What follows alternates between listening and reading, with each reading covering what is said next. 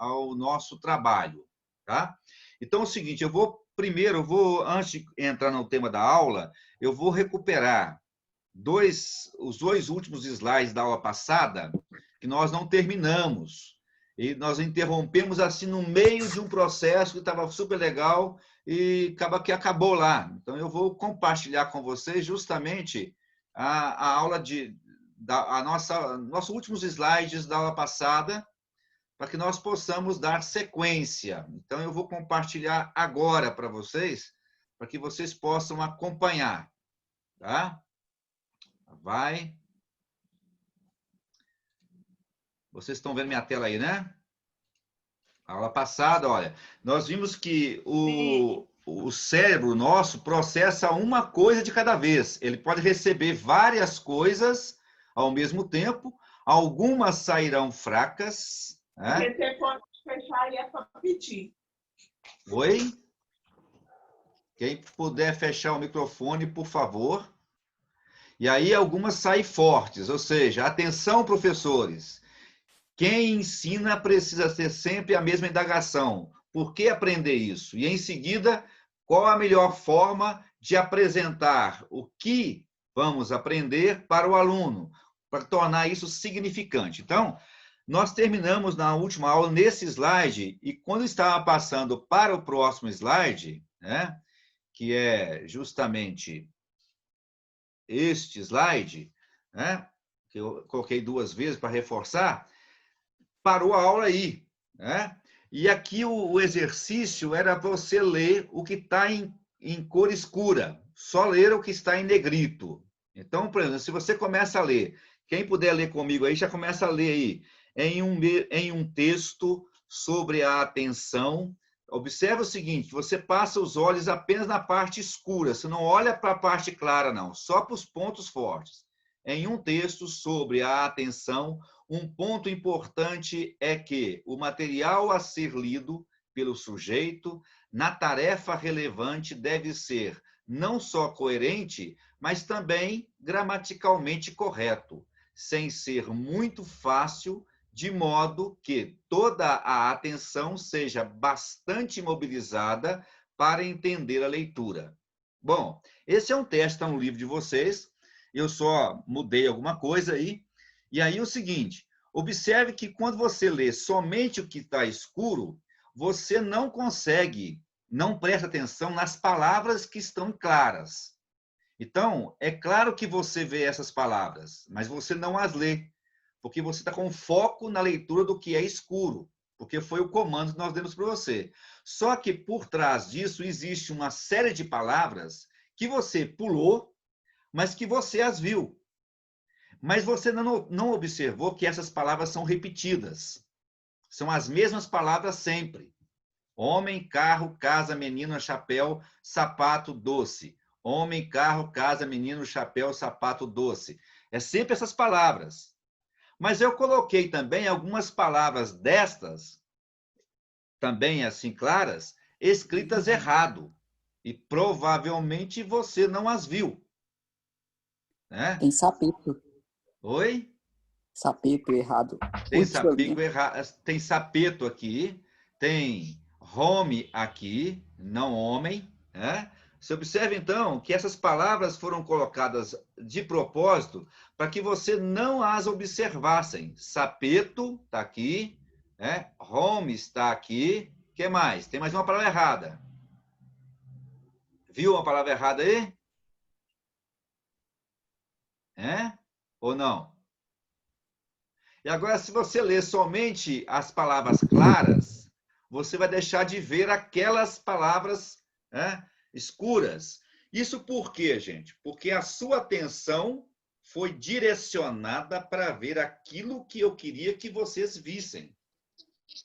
Né? É por isso que você não consegue processar duas coisas ao mesmo tempo. Por mais que você processe, você pode até processar, mas não sairá com a mesma qualidade as demais, porque o seu foco de atenção está direcionado para aquilo que você recebeu como regra. Né? É isso que esse teste demonstra. E é importante você saber disso. Né? Por quê? Porque a criança ela não consegue focar em várias coisas. Com a adolescência, com a juventude e com a idade adulta, você consegue fazer até mais de uma atividade ao mesmo tempo, porém, alguma coisa você perde nesse processo.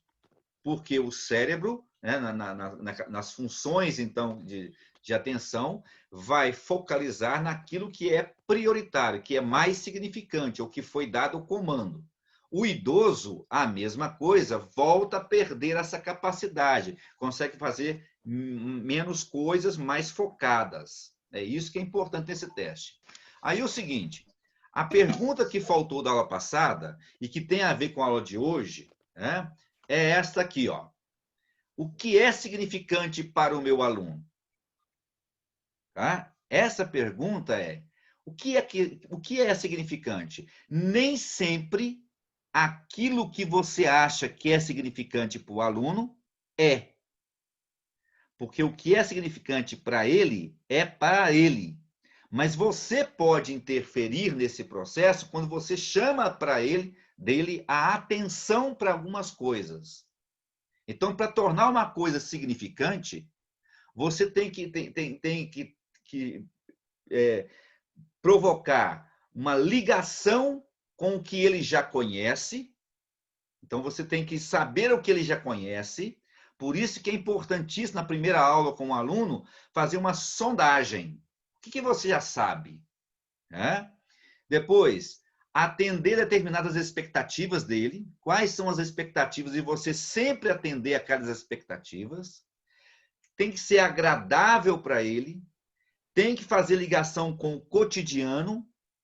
E ele tem que ser protagonista e não um mero espectador. É isso que vai tornar a coisa mais significante para o aluno. É claro que nós, professores, temos que saber mobilizar isso. No entanto, nem sempre conseguimos.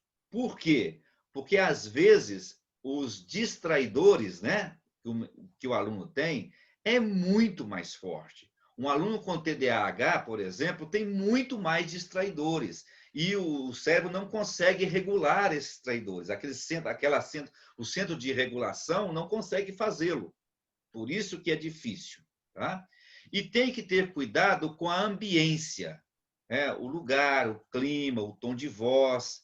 Tudo isso torna a coisa significante para o aluno. Então, é importante saber que, às vezes, falar alto demais para um aluno irrita o aluno. Tem alguns tipos de vozes que não são agradáveis. Xingar um aluno em voz alta ou discutir com um aluno em voz alta e ir levando o tom, não resolve, ele não vai escutar você. Você tem que criar uma ambiência inversa. Dar a ele razão e mudar o tom para que ele possa sentir-se confortável e acolhido. Eu sei que isso não é fácil, eu sei que às vezes no nervoso você perde a estribeira, vocês vão mexer com alunos, com crianças que nem sempre lhe obedecem, ou melhor, quase sempre não lhe obedecem, né? E você tem que tornar aquele ambiente ainda agradável.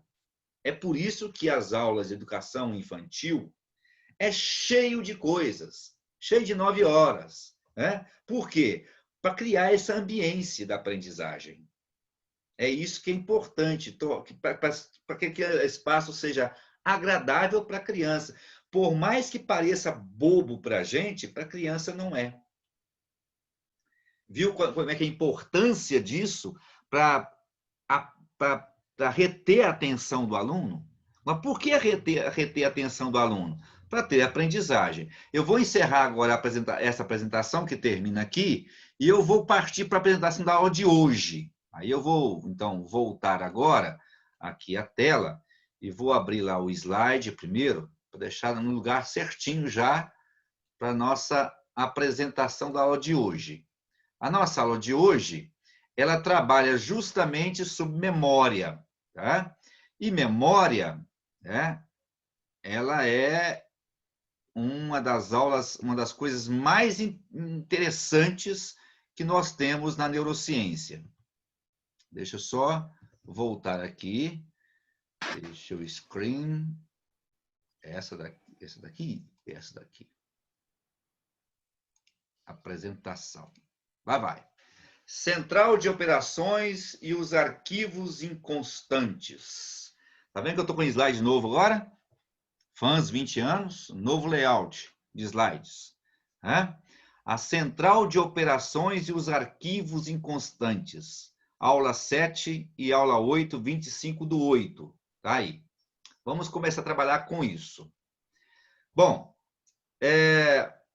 para início de conversa, vamos começar a brincar um pouquinho com vocês. Vamos apertar esse botão aí e o que vai dar? Como está a sua memória?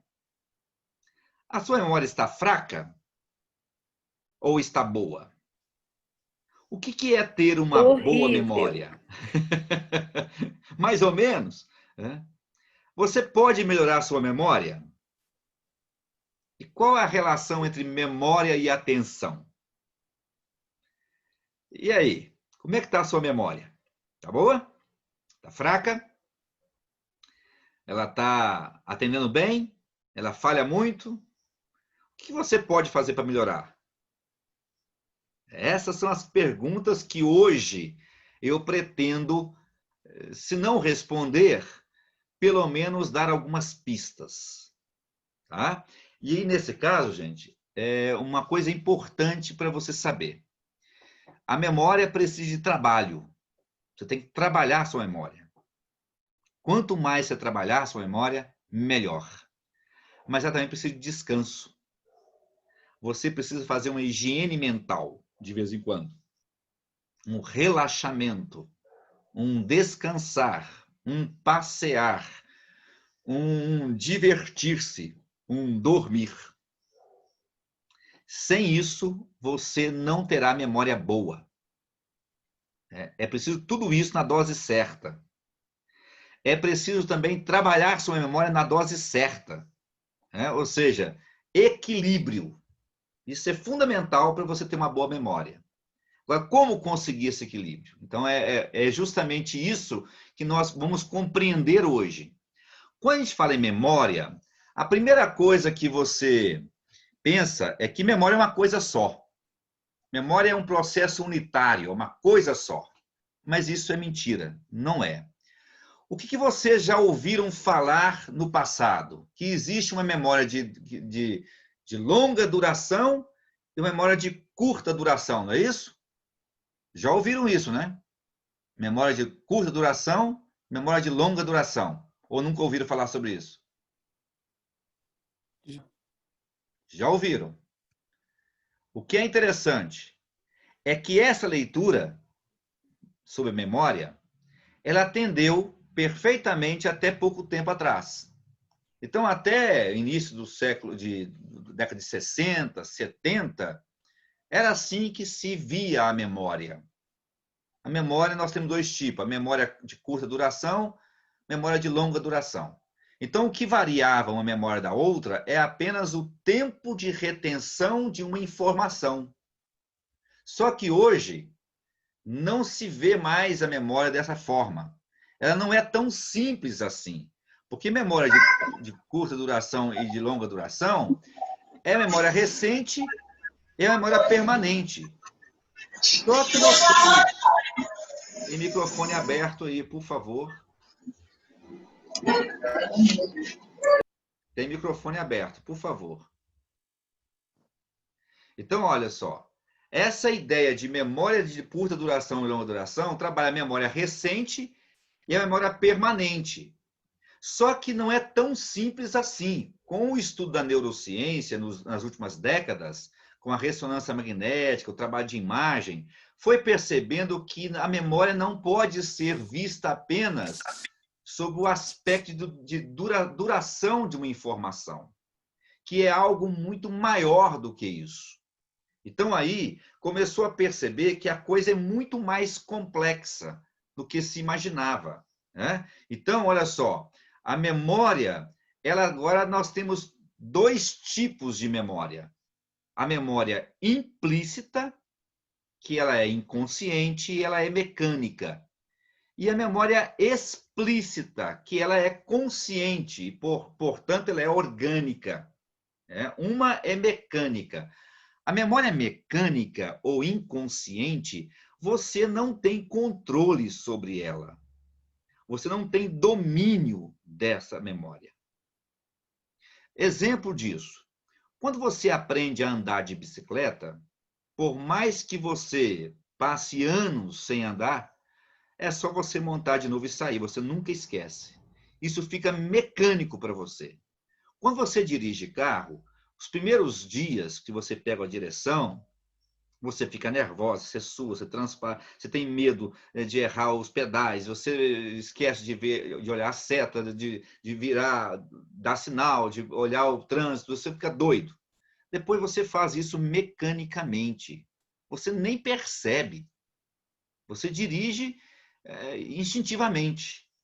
Porque isso faz parte da memória inconsciente, do implícita. Né? Já o explícito, não. O explícito é consciente. Você tem que ter, você tem que conhecê-la e educá-la, prepará-la para que ela seja útil a você. Só que a memória explícita, ela se subdivide em outros tipos de memória. E aí nós temos, então, a memória do dia a dia, das coisas recentes, que são as memórias que guardam informações transitórias, e essa memória nós chamamos de operacional. Então essa aí é memória de curta duração? Poderia ser de curta duração. Ela é de curta duração. Só que ela não é especificamente de curta duração, porque ela pode fornecer elementos para serem permanentes. Então, na realidade, ela é a memória operacional do dia a dia, do trabalho, e é justamente esta memória que as pessoas que têm Alzheimer têm dificuldade em reter, não conseguem lembrar. É justamente essa memória que é afetada no Alzheimer. Já a memória que se solidifica, os nossos conhecimentos, a minha leitura, o meu estudo, que fica a longo um período maior, essas são chamadas de permanentes. E algumas ficam tão permanentes que você nunca esquece. Outras, se você não voltar a ler aquilo, a reestudar aquilo, você esquece. Né? Exemplo disso aí, memória permanente, é quando você estuda para uma prova, se prepara para a prova durante meses e depois que passou a prova, você esquece, você relaxa e você vai perdendo. Se você voltar novamente, aquela memória ela é reativada, existem gatilhos nos neurônios que vai remontar aquele conhecimento para você. Então, é sinal que você solidificou aquele conhecimento, ele está guardado, e quando você puxar o fio da meada, aquilo vem tudo automaticamente para você. Não é memória operacional. Memória operacional você é do seu dia a dia, você esquece. Né? Você nem lembra o que você comeu hoje no almoço. Né? Porque era de trabalho. Você pode até fazer um esforço agora e lembrar dela, mas amanhã, depois de amanhã, se você não lembrar, você já esqueceu, passou. Isso é operacional. Ela é essencial para você viver.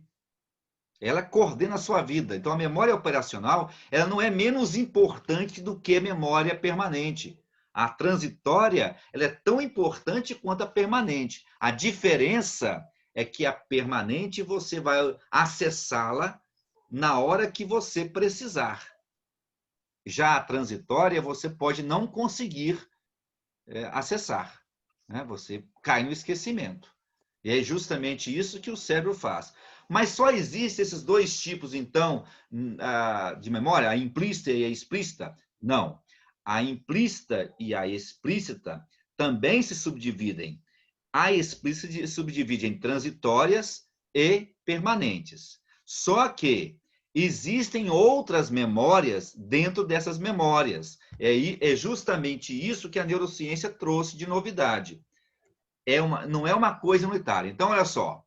Memória explícita. A implícita, vamos deixar de lado por enquanto. Então, daquela memória, né? Daquelas memórias, nós vimos na aula anterior, ó, então, da mecânica é implícita. Deixemos isso para o final. Vamos estudar agora a implícita ou a consciente, orgânica. Primeira coisa, nós temos, então, a memória de trabalho, no primeiro plano. Então, a memória de trabalho, ela recebe informações, tanto no presente, através da visão, através da audição, através do tato, né? Ela busca todas as informações, é memória de trabalho, é o seu dia a dia, é o que você vê, é o que você sente cheiro, é o que você sente de calor, é o que você sente do tato, na visão, na audição. Isso são todos os estímulos que a sua memória está trabalhando no seu cérebro. Você não consegue ficar sem essa memória.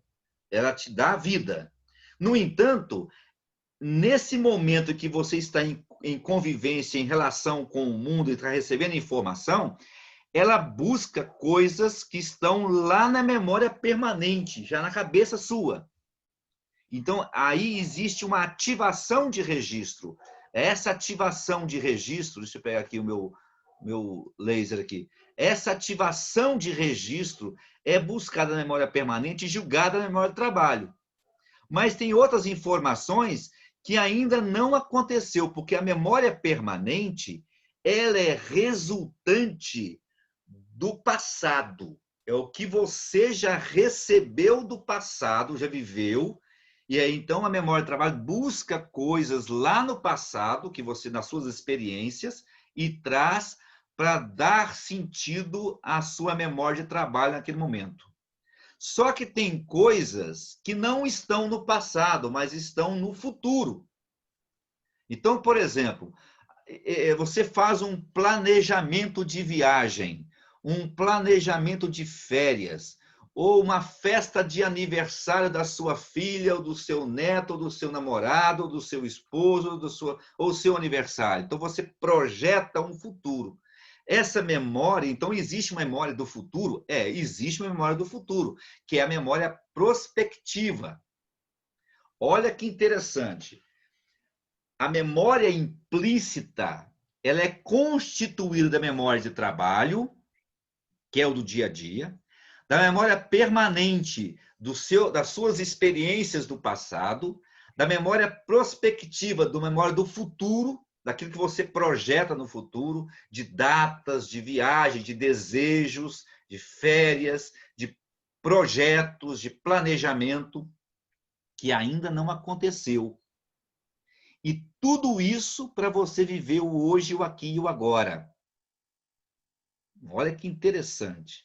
E para isso você usa o recurso verbal, a imaginação visual, a alça fonológica, né? Que o recurso verbal é a alça fonológica, no termo clínico dos neurologistas. Já a imaginação visual é o esboço visoespacial. Esses termos aí, entre aspas, é do livro de vocês, que eu peguei lá.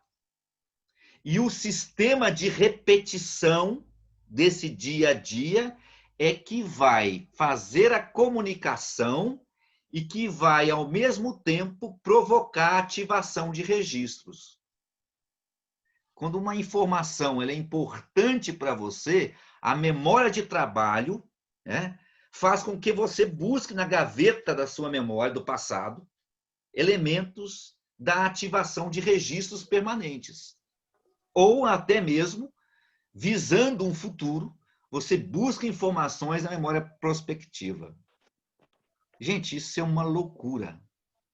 Isso acontece simultaneamente enquanto eu estou dando aula para você aqui. A minha memória está voltando aos textos que eu li, preparando esse slide para vocês, recordando a aula passada, memória permanente, e buscando a projeção de um futuro, que vem no próximo slide. Eu já sei o que vem no próximo slide, né? Porque eu já fiz o slide no passado, né? É interessante isso. Olha como é que na prática isso está acontecendo, né? E aí, formou o B. Olha só. Quando você... Está ouvindo aí, gente? Quando você tem aí a memória prospectiva, a memória de trabalho, ela busca, então, informações da memória prospectiva, da memória permanente. É preciso você fazer um treino, né? Tanto nesse recuperar elementos do passado, quanto buscar elementos do futuro para você atender o aqui e o agora, a memória de trabalho, que se você não tiver uma organização disso, você perde a capacidade de transformar as informações do aqui e o agora em elementos para no futuro você utilizar, ou seja, em elementos da memória permanente. É por isso que a pessoa que está com Alzheimer, por exemplo, ela não consegue reter o que ela pensou aqui e agora e julgar isso na memória do passado. Então, ela esquece o que ela falou há 15 minutos atrás, ou há 5 minutos atrás, ela repete de novo. Por quê? Porque não há conexão com essa memória, com essa ativação de registro, com essa solidificação da memória permanente. E aí é preciso, então, que você treine a memória de trabalho o tempo inteiro para justamente possibilitar, né, o bem bom. Olha só, não é à toa que eu coloquei essa tela para você, não. Olha o B, né, aqui formado. Eu estou usando um gatilho visual para vocês, tá vendo? Eu estou usando o que eu falei no slide anterior. Eu estou usando um recurso verbal, uma imaginação visual e dando para você a letra B de bom da memória, o boom da memória. Isso chama organização. Tá? Eu estou provocando em você uma leitura visual para que você lembre disso. É preciso treinar, é preciso exercitar a sua memória para não ficar preguiçosa, né? E aí é interessante observar que esta memória de trabalho, para ser organizada, é preciso ser desenvolvido até a adolescência. E aí, gente, um papel importantíssimo na pedagogia.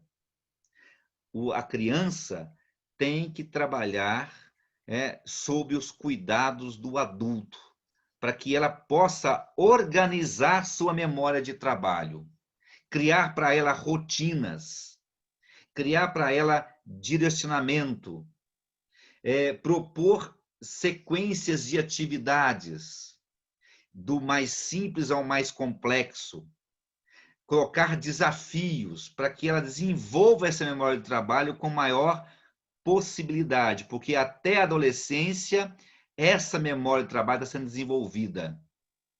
E depois, essa capacidade de ativação de registros desenvolve até aí. Aí, quando chega na vida adulta, de 15, 16, 17, 18 anos, ela está em pleno funcionamento, essa memória de trabalho organizada. O que você plantou nos primeiros anos de organização, depois a criança desenvolve sozinha. Por isso que algumas crianças conseguem, até mesmo na sua vida, no seu dia a dia, se organizar. Organizar o seu quarto, material escolar, rotina de estudo, rotina de trabalho. Por quê? Porque você trabalhou isso na formação da criança. É aqui que está a importância disso. Por isso que a fase da adolescência... Aqui tá tudo bem. Ok. Então, até essa fase da adolescência é a fase escolar. É para você organizar essa memória do trabalho. Aí, na fase adulta, você está com a memória do trabalho plenamente desenvolvida. E quando vai envelhecendo, chegando aí aos 60 anos, 65, 70, você vai reduzindo esta capacidade de organização da memória. Você pode chegar aos 100 anos com memória boa, tá? Mas você pode acontecer alguns problemas neurais que poderá, inclusive, fragmentar essa organização e não conseguir mais fazer a conexão, a ativação dos registros permanentes. Por isso que, quando chega na velhice, às vezes, alguns idosos têm dificuldade em relembrar coisas do passado ou até mesmo saber coisas do futuro, porque a memória de trabalho começa a perder a sua capacidade. Legal, né? Interessante isso aí, né? Bom, para terminar essa aula, já faltam só 3 minutos, Quais são os cuidados que nós temos que ter, então? Que ações podemos empreender ou podemos fazer para otimizar a memória operacional? Nós temos que ser seletivos. Cuidado, tem que ser seletivo. Ou seja, selecione o que é mais importante para você, o que é prioridade para você. Depois, faça uma higiene mental. De vez em quando, faça um repouso, mas não fique só no repouso, tá? Porque senão a memória fica sua preguiçosa também. Tenha lazer, mas também não fique só no lazer, porque você cria uma vagabundagem cerebral. E durma, né? Sono é fundamental, o sono. É importantíssimo. E são os cuidados que você tem que ter para ter uma memória boa, tá? Outro ponto, seja organizado. E para você ser organizado, lembra do que no cuidado ser seletivo? Também volta aí. Seja seletivo. Separe o que é importante do que não é importante, do que é urgente do que não é urgente. Depois que você fez isso, estabeleça e cumpra rotinas. Gente, rotina é essencial para você. Para todo mundo. Todo mundo cai numa rotina.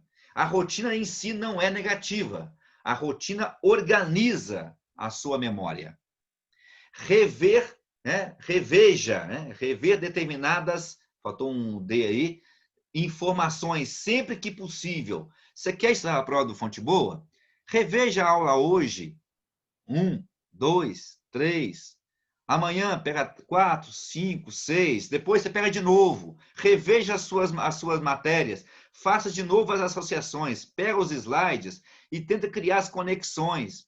Leia os textos e relembre as conexões. Os slides meus são tópicos, então você faça as conexões. Visa criar, e ao fazer isso, você está criando novas sinapses. Isso vai dar a você potencial. Sintetize as informações e crie mecanismo de lembrar. Ou seja, terminou a aula de agora, nós vamos terminar daqui 1 minuto e 15 segundos. Vamos ter um prazinho aí até às 20 horas, para nós voltarmos às 20 horas. O que você vai fazer? Faça um esquemazinho de palavras. O que nós falamos nessa aula? Quais são os tópicos que nós vimos nessa aula? Veja isso. Faça um esquema. Monte um desenho. Pensa no que nós falamos. E aí a coisa vai andar. Faltando menos de 1 minuto, eu vou deixar no intervalo o formulário para presença, lá nos grupos de vocês. Vou fazer 2 hoje. Vou fazer esse agora no intervalo e outro no final da aula, tá bom? Mas ponha no site também a presença de vocês. Com isso, eu confronto as 2 listas. Tá bom, gente? Então, vai terminar daqui a pouquinho. Quando cair, é isso mesmo. Viu? E aí, nós vamos voltar nesse slide aí, ó, do cérebro correndo. Porque agora é nós pedagogos. O que vamos fazer para nossas crianças? Tá? Então, vamos parar aí nesse cérebro correndo aí, tá bom? É o exercício para as crianças, que nós, adultos, temos que promover neles, para que eles desenvolvam uma memória